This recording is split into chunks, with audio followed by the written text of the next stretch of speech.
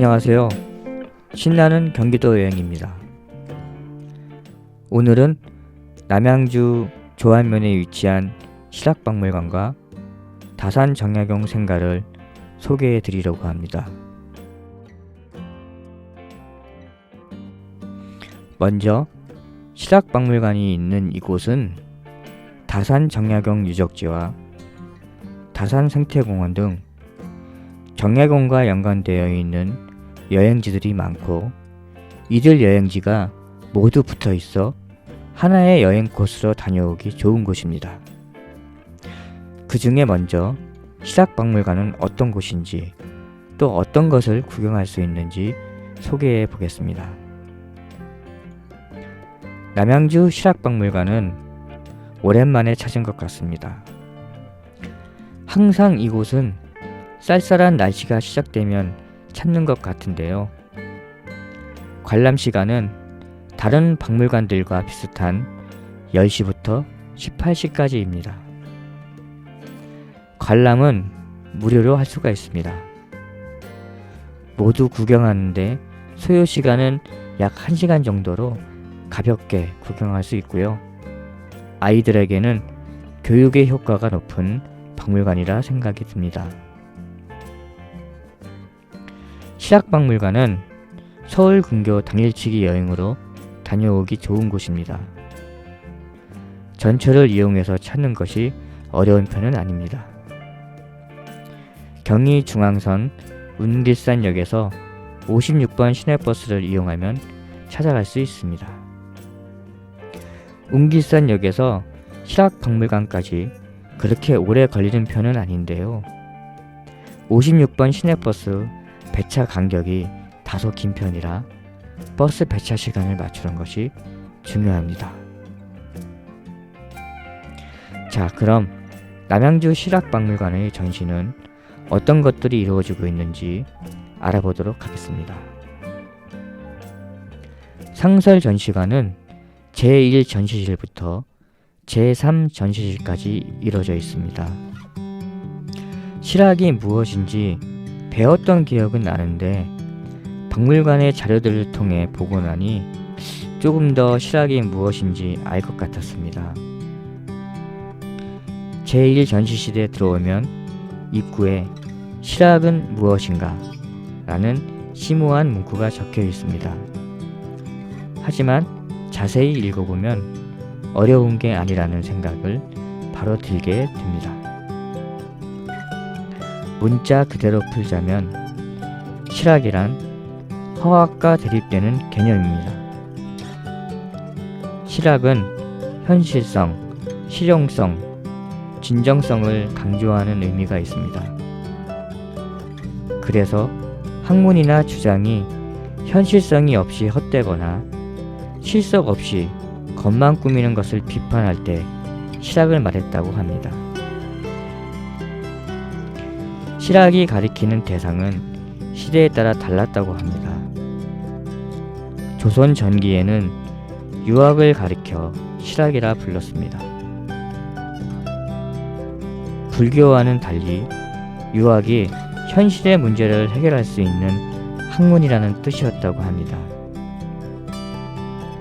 훗날 대한제국기부터 시작하여 민족의 독립과 근대화에 매진됐던 시기에는 조선 후기에 있었던 개혁적, 실천적 학풍을 범주화하여 실학이라 불렀습니다. 지금 우리가 실학이라 하면 주로 조선 후기 실학을 가리키는데요. 그 특징을 살펴보면 다음과 같습니다. 첫째, 고전 연구를 통해 당시의 현실 문제를 해결하고자 했습니다. 고전 연구는 주로 유학경전에 관한 것이었는데요. 기존의 해석, 특정의 사상에 고착되지 않고 고전을 재해석하는 가운데 시대적 과제를 해결하고 창조적 방안을 찾았다는 점에서 유럽의 르네상스에 견주하기도 한다고 합니다. 둘째, 공리공론을 배격하고 학문이 세상에 도움이 될 것을 강조했다고 합니다. 또한 도덕지상주의를 벗어나 구체적 대책을 내어 사람들의 실제적 삶을 개선하려고 노력했고, 그래서 국가 또는 공동체를 위한 제도 개혁과 기술 개발 등에 관심이 높았으며, 이를 위해 유학 이외의 모든 학문에도 관심을 가졌다고 합니다. 셋째, 실제의 일에서 옳음을 판단하는 기준을 찾았다고 합니다. 고루한 인습과 허위의식에서 벗어나 참된 실전과 실제적 효용을 강조했습니다. 또한 세계 정세를 현실적으로 직시하는 가운데 우리 자신을 객관적으로 이해하려고 노력을 했다고 합니다. 전시실 입구에는 영상관이 있는데요. 실학의 형성 과정을 이해할 수 있는 영상을 보여줍니다. 저도 궁금한데요. 한번 보겠습니다.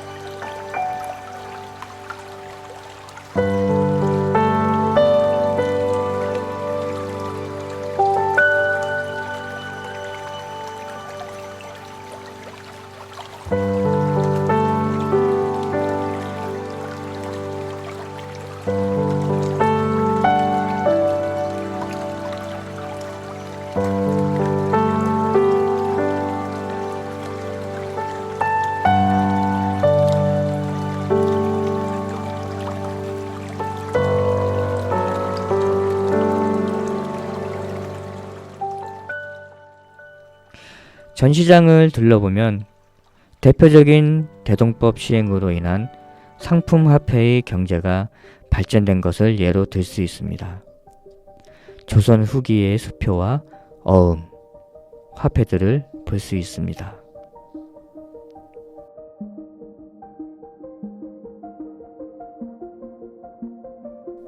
또한 조선 초기에 신문물들이 전시되고 있는데요.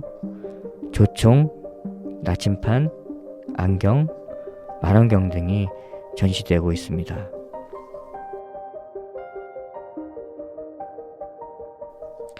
당시 세계를 향해 나아가는 길을 알아보면 국왕의 명으로 일본으로 가는 외교사절인 통신사, 그리고 청나라에 파견하는 연행사에 대한 내용을 한자리에 볼 수 있도록 디지털 터치 화면으로 실행하게 만들었습니다. 조선이 1403년 명나라로부터 책봉을 받고 그 이듬해 일본의 아시카가 장군도 책봉을 받자 중국, 조선, 일본 간에는 4대 교린의 외교관계가 성립되었습니다.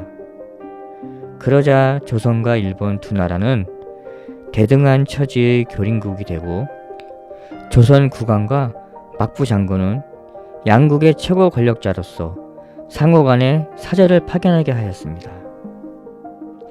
이후 통신사의 파견은 정례화가 되어 조일 양국 간의 우호 교린의 상징으로 조선시대 전기간에 걸쳐 총 20회가 이루어졌다고 합니다. 연행사는 조선 후기 청나라에 보낸 조선 사신의 총칭입니다. 조선 전기에는 명나라에 보내는 사신을 조천사라 했으나 조선 후기에는 청나라의 도읍인 영경에 간 사신이란 의미로 연행사라 했는데요. 청의 도읍이 심양이던 시기에는 동지사, 정조사, 성절사, 세패사 혹은 영공사를 매년 4회씩 정기적으로 보냈습니다. 그 뒤 도읍을 영경으로 옮긴 1645년 모두 동지사에 통합되어 연 1회의 정기 사행으로 단일화되었다고 합니다. 제2전시실로 오면 조선시대 실학이 어떻게 전개되었는지 소개를 하고 있습니다. 중농학파, 중상학파, 실사90파 등의 용어들은 예전 역사 시간에 한 번쯤은 들어봤을 텐데요. 실학박물관을 구경하면서 다시 용어들을 접하게 되었습니다. 내용이 조금 딱딱하지 않을까, 어렵지 않을까 생각을 했었는데 다양한 시각적인 자료들과 함께 소개를 하고 있어 재미있게 구경할 수 있었습니다. 제2전시실은 실학시네마 영상실이 있습니다. 이곳에서는 바다로부터 세계가 보인다와 다산 정약용의 삼각꿈이라는 영화를 선택해서 볼 수가 있습니다. 터치스크린으로 선택을 하고 시네마 입구로 들어오면 자동으로 영상이 상영되는데요. 저는 다산 정약용의 삼각꿈을 선택했습니다.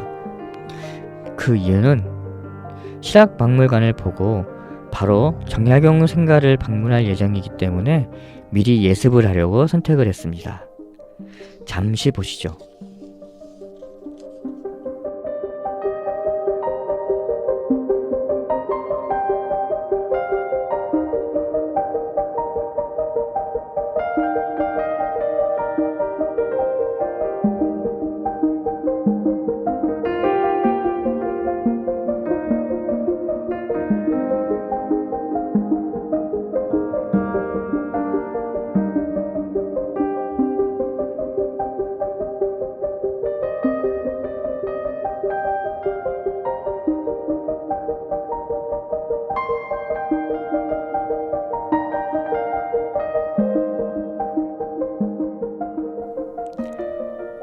제3전시실은 실학과 과학입니다. 주로 조선 후기 천문학에 대한 자료들이 전시되어 있습니다. 청나라 문화의 외부적인 자극과 영향은 효종대의 시연역법의 시행을 가져오게 했는데요. 현종대의 천문시계의 제작, 숙종대의 북극고도의 새로운 측정, 천문도의 재객 등 새로운 기운이 싹트기 시작했습니다. 서양 천문학은 1631년 7월에 정두원 일행이 명에서 돌아올 때 가지고 온 양만학에 의해 처음으로 조선에 전해졌다고 합니다. 1653년 시연역법이 조선에 시행될 때까지 전통적 우주관이었던 혼천설을 대체하기 시작하였다고 합니다. 1894년 11월에는 서양의 태양력을 공식적으로 쓰기로 하였으나 절후와 기진, 생일 등의 행사에는 모두 시연력을 그대로 사용하였고 1904년 천세력을 개정하여 만세력으로 하고 널리 간행하였다고 합니다. 자, 실학에 대해 조금이나마 공부했으니 이제는 실학의 대가인 다산 정약용 선생의 생가를 가야 할 시간입니다. 다산 정약용 생가는 실학박물관 맞은편에 위치하고 있어 실학의 느낌을 않고 바로 가시는 것을 추천해드립니다. 정약용 생가의 입구를 걷다 보면 쭉 뻗은 거리가 보입니다. 거리에는 업적이나 관련 문구들이 바닥이나 기둥에 적혀 있고 모형으로 만든 작품도 전시되어 있습니다. 자, 안으로 들어가 보겠습니다. 넓은 잔디밭을 보니 속이 시원해지는 느낌입니다. 마제마을은 조선 후기의 대학자이자 실학자이며 문인인 다산 정약용 선생의 고향입니다.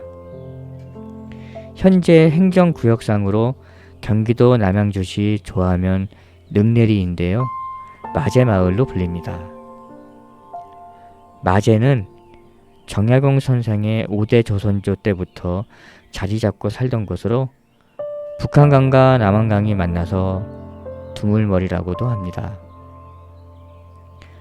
보시면 큰 나무로 가려진 위쪽에 묘소가 있고 오른쪽에는 고즈넉한 한옥이 있는데요.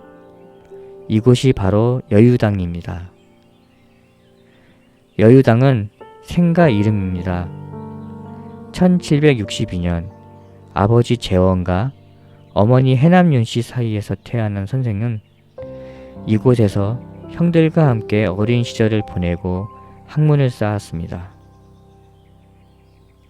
여유당은 당으로 이 집의 이름입니다. 당호란 옛사람들이 자기 집이나 거주지에 붙인 의미 있는 이름을 말하는데요. 여는 겨울 시내를 건너듯 머뭇머뭇하노라. 유는 사방을 두려워하듯 조심조심하노라. 그러니까 머뭇거리고 조심하는 집이라는 뜻을 담고 있습니다. 처음부터 이 집의 이름이 여유당이었던 것은 아닙니다. 정약용 선생은 개혁군주 정조의 각별한 총애를 받으며 개혁에 앞장섰으나 탄핵을 받자 스스로 관직을 떠나 39의 나이에 고향인 이곳 남양주 마제마을로 돌아옵니다. 얼마 후 정조가 승하합니다. 그 무렵 정약용 선생이 지은 이 집의 당호가 바로 여유당입니다. 조심하고 경계하면서 남의 비방을 자초하지 않고 살아가겠다는 다짐을 남겼으나 다음 해인 1801년 유배를 떠나 18년이 지난 후에야 다시 여유당으로 돌아왔으니 어쩌면 자신의 운명을 예견하였는지도 모르겠습니다. 지금 여러분이 보고 계신 이 생가는 1986년에 복원한 것입니다. 본래의 집은 1925년 대홍수로 떠내려가 없어졌는데요. 다행히 원래 집에 사진이 남아있어 원형에 가깝게 복원할 수 있었습니다. 복원한 여유당은 사랑채와 안채로 구성되어 있고 다산의 성품처럼 검소하고 소박합니다. 여유당 뒤편 나지막한 산자락에는 정약용 선생과 부인 홍씨의 합장묘가 있습니다. 이제 여유당을 나와서 선생의 삶을 새기며 묘소로 올라가 보겠습니다. 묘소로 올라가는 길에 자찬 묘지명이 있습니다.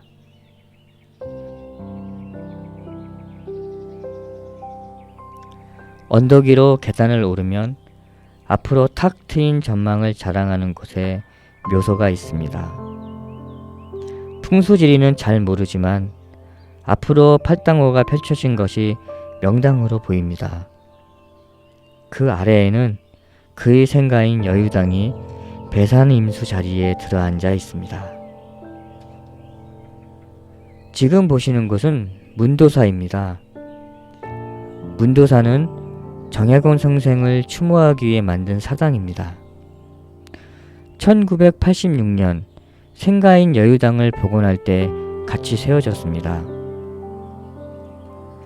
학문을 부지런하고 묻기를 좋아한다 하여 문, 의리로서 마음을 제어하여 도라고 합니다. 사당 안에는 위패나 영정을 모시는데 문도사는 정약용 선생의 영정을 모시고 있습니다. 초상화는 1974년 한국은행에서 장우성 화백을 통해 제작한 것을 표준 영정으로 정하고 있는데요. 지금 보고 계신 초상화는 그 영정을 따다 그린 것입니다.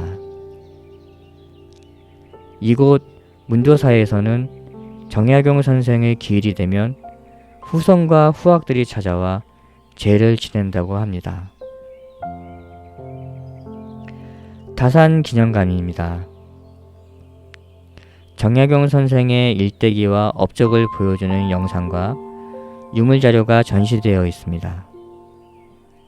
11년 걸릴 예정이던 수원 화성이 거중기 덕분에 약 3년 만에 완공되었다는 사실을 알고 계신가요? 돌아가시기 전까지 학문을 놓지 않은 정약용 선생은 우리 역사상 가장 많은 저술을 남긴 분입니다. 문학, 철학, 정치, 역사, 지리, 과학, 의학 등 그 분야 또한 방대해서 무려 500여 권에 달한다고 합니다. 선생은 유배지에서 벼슬사례로 바빴던 12년 후 드디어 공부를 할 결의를 얻었다 하시며 집필에 전념하셨는데요. 오랫도록 앉아서 책을 쓰느라 복사뼈가 3번이나 내려앉았다는 일화도 전해집니다. 18년 유배 생활을 마치고 고향에 돌아온 후에도 선생은 강진에서 지은 저술을 계속 수정하고 보완하였고 당대 석학들과 교류를 통해 19세기 학술사에도 큰 업적을 남겼습니다.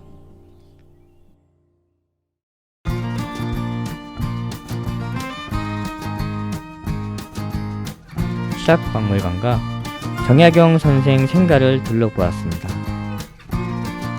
남양주 조안면은 카페도 많고 팔당호, 팔담땡 등 볼거리가 많고 드라이브 코스로도 좋은 곳입니다. 또한 역사적 가치가 있는 시학박물관과 정약용 생가는 서울 근교 당일치기 여행으로도 좋은 남양주의 명소입니다.